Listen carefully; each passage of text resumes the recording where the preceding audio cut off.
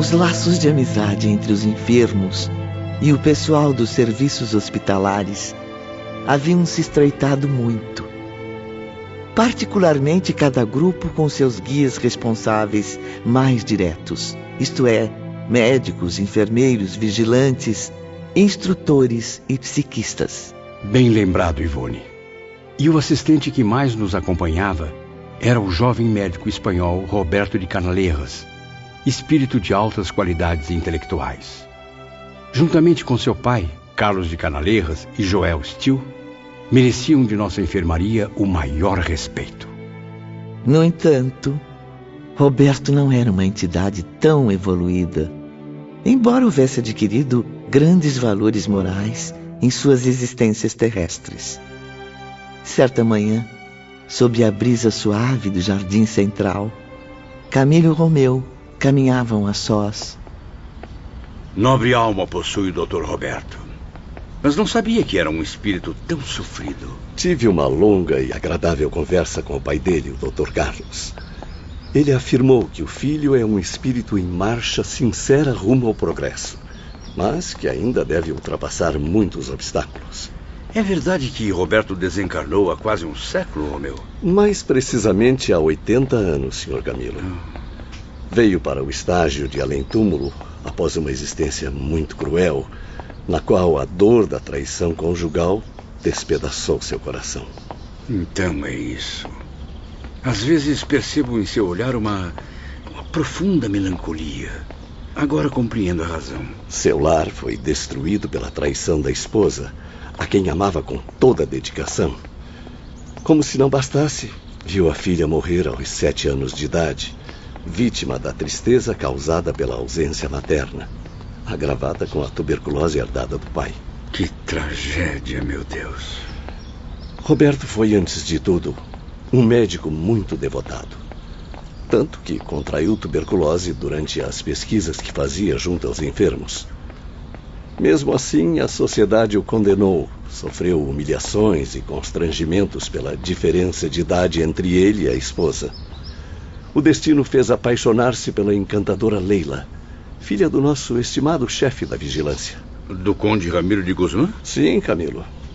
Correspondido com entusiasmo pela menina que tinha somente 15 primaveras, acabou casando-se com ela, mesmo contra a vontade do pai.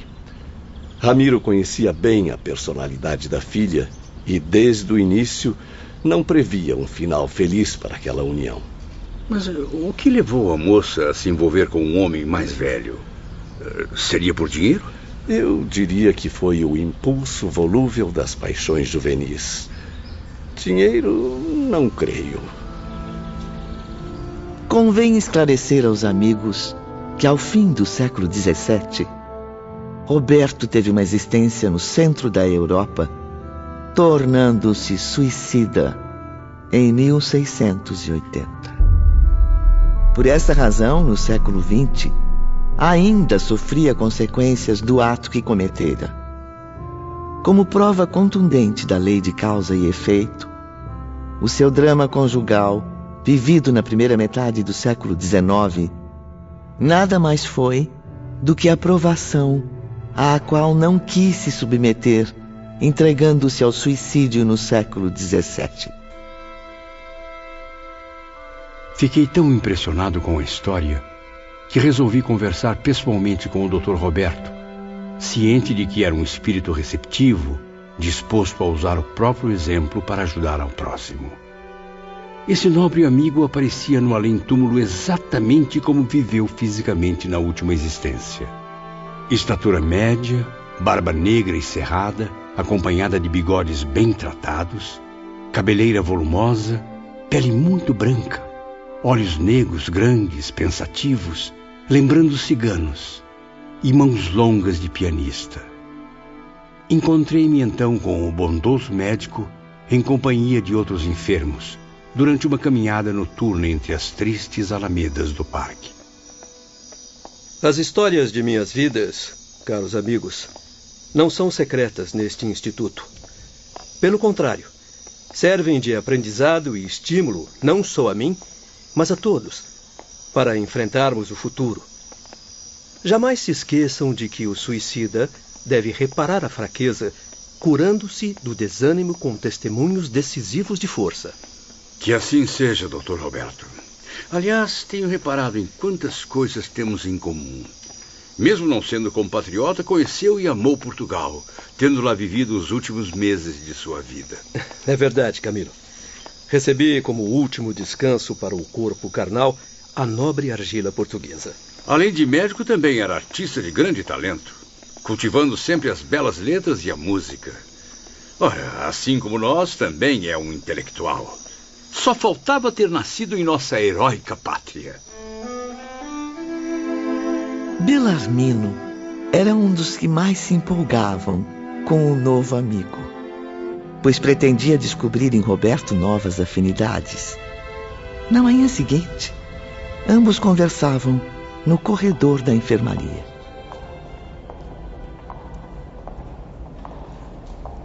Como bem sabe, tive a infelicidade de ensinar doutrinas materialistas quando encarnado. Não foi o único, professor. Muitos dos que estão aqui também renegaram a ideia do Ser Supremo. Repeliram a luz cristã, dominados pela ciência. Esta filosofia, sem que me desse conta, deixava-me totalmente desamparado perante os desgostos que vivia. Se tivesse noção da misericórdia divina, não teria arruinado a própria moral pelas vias do suicídio. Só o fato de ter consciência disso, meu amigo, já o coloca em grande vantagem.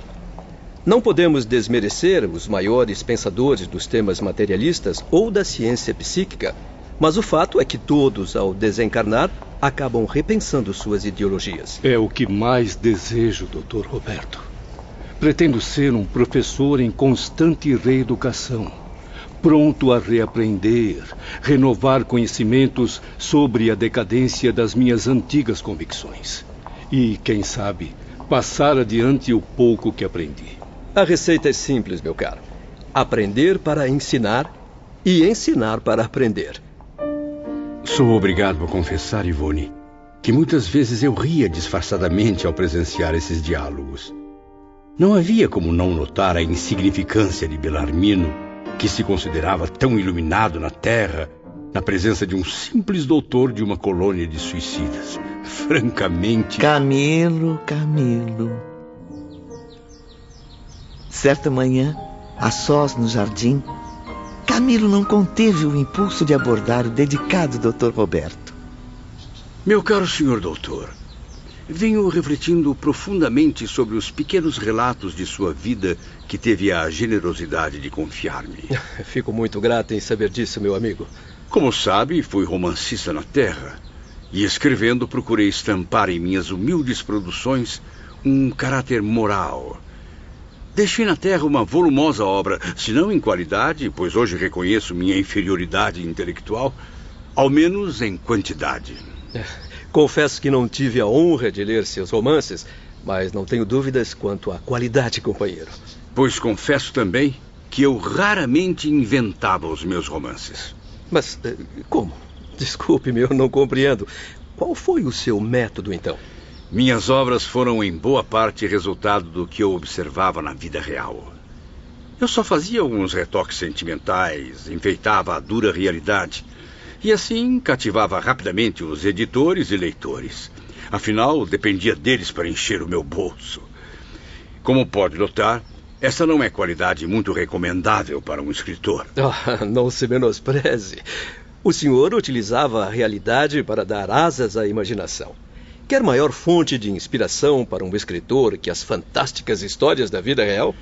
Quem sabe então, senhor doutor, se me fornecesse algumas informações sobre o seu impressionante drama pessoal, eu poderia talvez visitar a Terra e, através de um médium, narrar aos homens a história de sua vida, juntamente com as doutrinas que começo a aprender. Sim, é louvável para um espírito esse trabalho, justamente por se tratar de um dos gêneros mais difíceis de realizar. Talvez pudesse transmitir aos antigos leitores de minhas obras terrenas as novidades que encontrei aqui, misturando a ficção à realidade dos espíritos. Afinal, eles também não foram homens? Também não sofreram?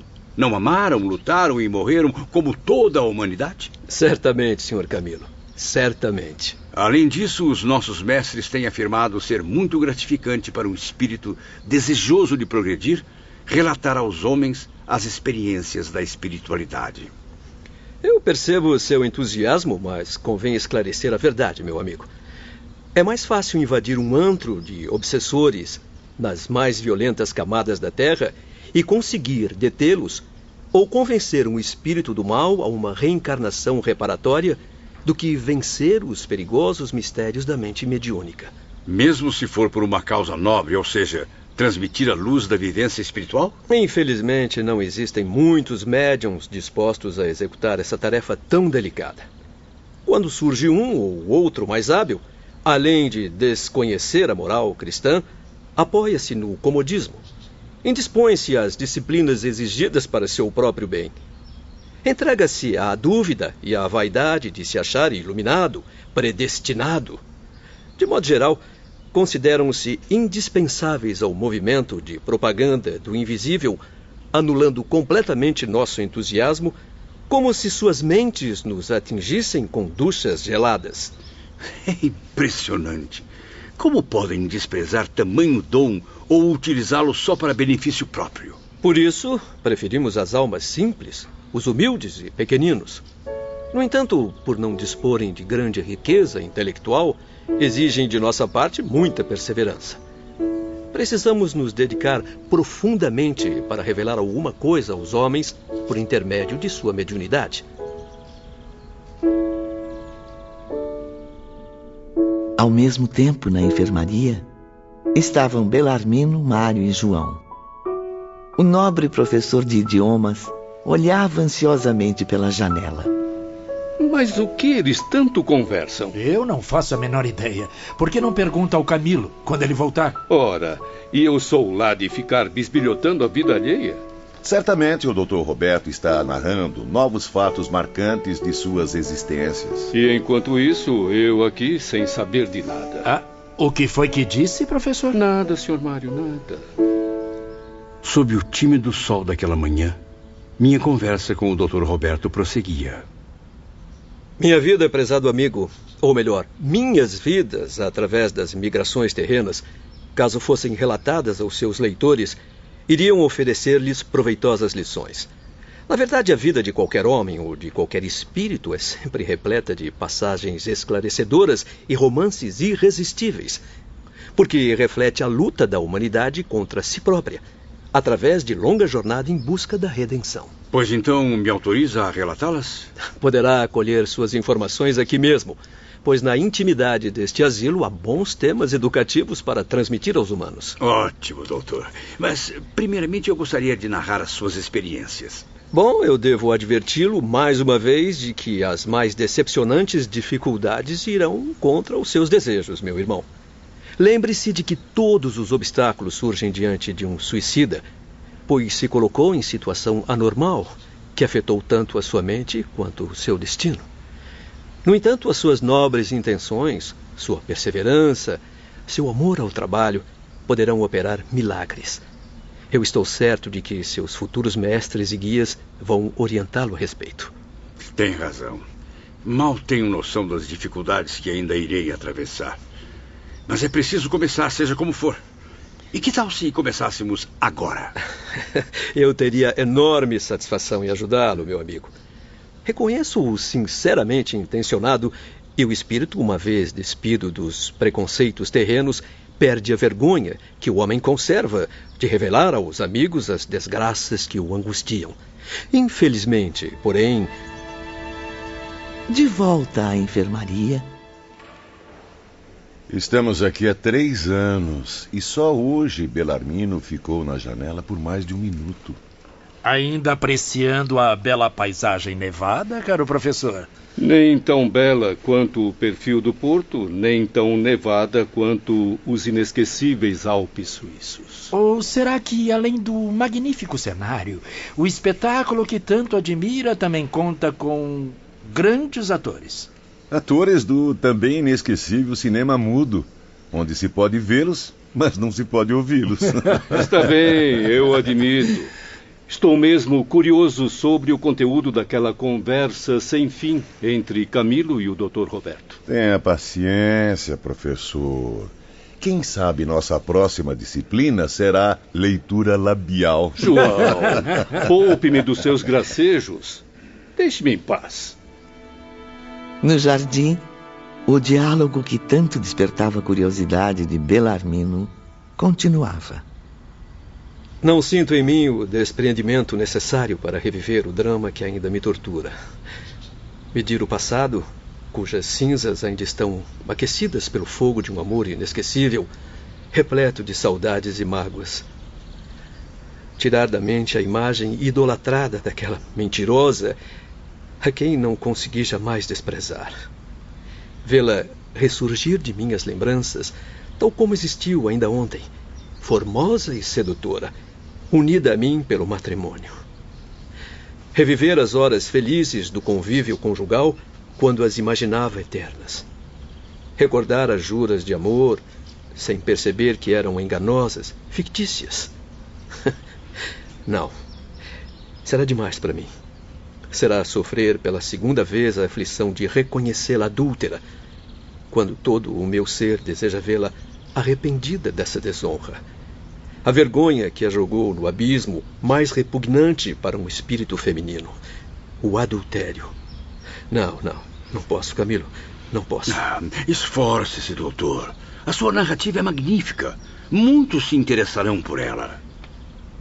Amo Leila, e este sentimento permanecerá comigo pela eternidade. Este amor tem me acompanhado há muitos séculos.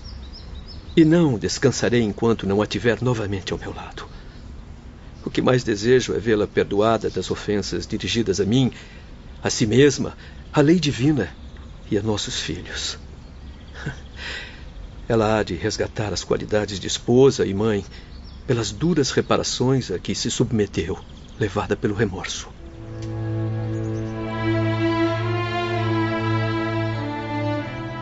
O intenso diálogo chamava também a atenção do nobre Dr. Carlos de Canalejas, pai de Roberto. Ele observava tudo no gabinete do irmão Teócrito. Este Camilo é mesmo especial, meu caro Teócrito. Conseguir de meu filho declarações tão profundas sobre o passado não é tarefa das mais fáceis. Roberto também é especial, meu irmão. Por isso são espíritos que tanto se completam. Sentem-se à vontade para expor um ao outro suas inseguranças, embora Camilo ainda cultive uma certa arrogância no coração. Noto que Camilo está bem intencionado. Talvez a velha vaidade do romancista do Porto ainda resista, mas a verdade é que Roberto está conseguindo se abrir, falar de si mesmo, purificar a alma através do desabafo, o que certamente fará muito bem ao seu progresso. O bondoso doutor fez uma pausa, na qual deixou transparecer nos olhos a imensa ternura que vivia em seu coração. Logo depois disse-me: Se eu pudesse, Camilo, evitaria as dores da penitência para minha pobre Leila, chamando-a para perto de mim e apagando as manchas do seu erro com um beijo do perdão. Contudo, ela não quer aceitar nada de mim antes de resgatar a própria dívida, por meio de uma dolorosa reencarnação. Só assim, ela diz, será digna do meu amor e do perdão de Deus. Prossiga, senhor doutor. Chego até a imaginar a melhor forma de narrar tudo isso aos meus leitores. Bem que eu quis me aproximar dela, aliviar minhas saudades, falando-lhe pessoalmente, em vigília ou durante o sono, confortando-a.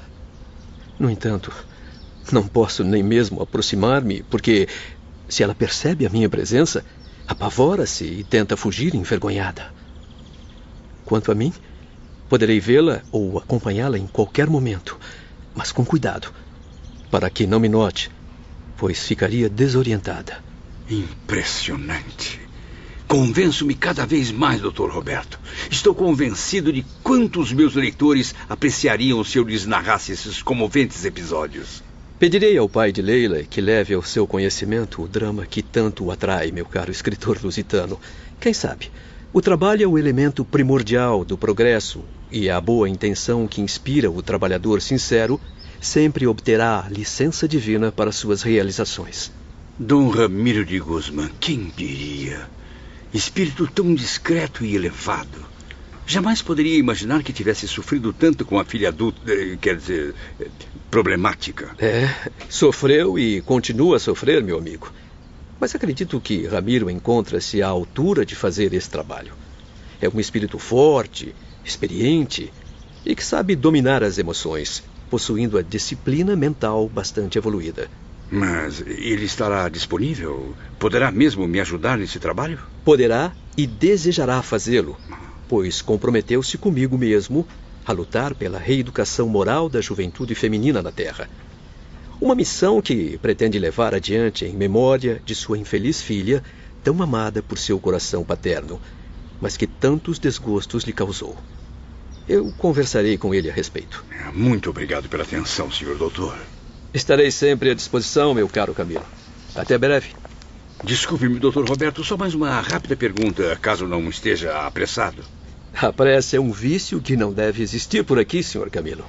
Perdoe-me o incômodo, mas minha curiosidade de romancista está me torturando.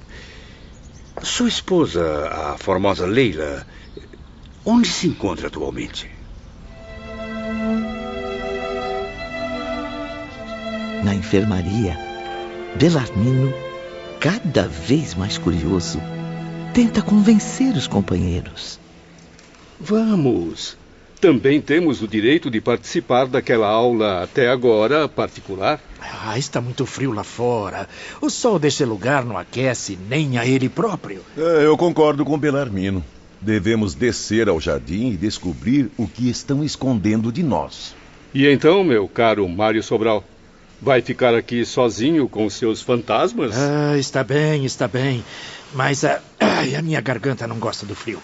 Se o vento estiver muito forte, eu volto.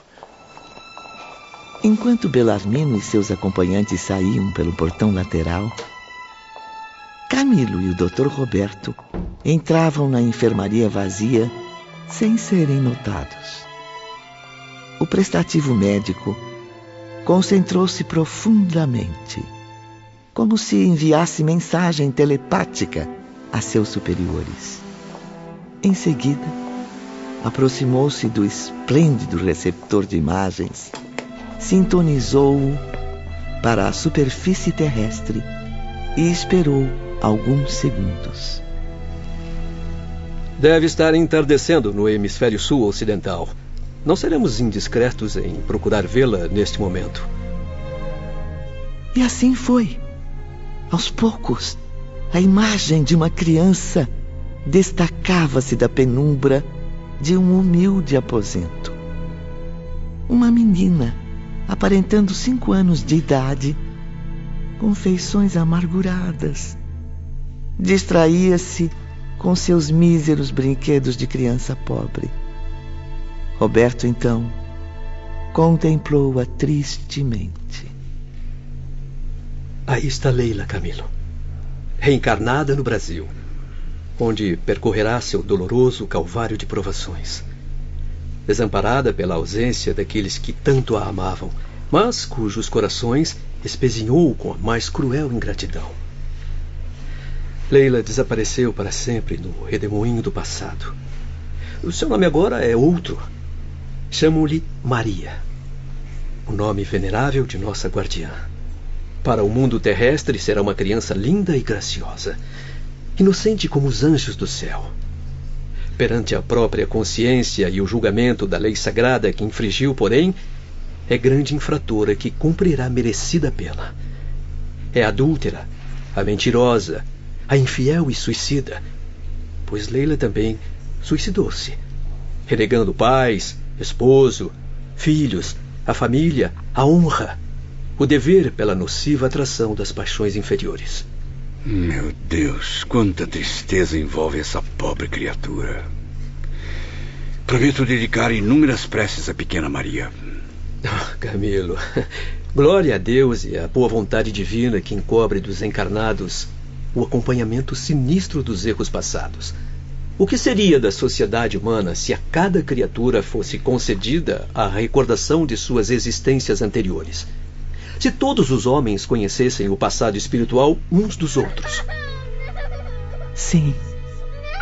A menina acabava de pressentir Roberto, vendo-o, como se estivesse refletido em suas ondas telepáticas e chorando assustada. Correu para os braços da mãe. É sempre assim. Não tem coragem para enfrentar-me. No entanto, pensa em mim e deseja voltar ao meu convívio. Bom dia, Camilo. Que Deus o acompanhe. Roberto retirou-se cabisbaixo. Depois disso, Camilo nunca mais voltou a falar-lhe sobre o assunto. Sozinho na enfermaria, pensou consigo mesmo. O que será que a misericórdia divina reserva para mim? Talvez não seja impossível eu escrever como antes. Afinal, não possuo agora alguns amigos terrenos capazes de me ouvirem e compreenderem? Sim, eu melhorei muitíssimo, graças ao Hospital Maria de Nazaré. Meu espírito está, mais do que nunca, fortalecido pela esperança. Na mesma tarde, Camilo iniciou os rascunhos.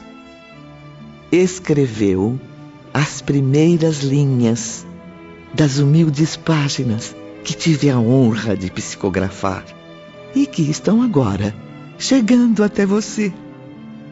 Prepare o seu coração, pois ainda há muita história a ser contada.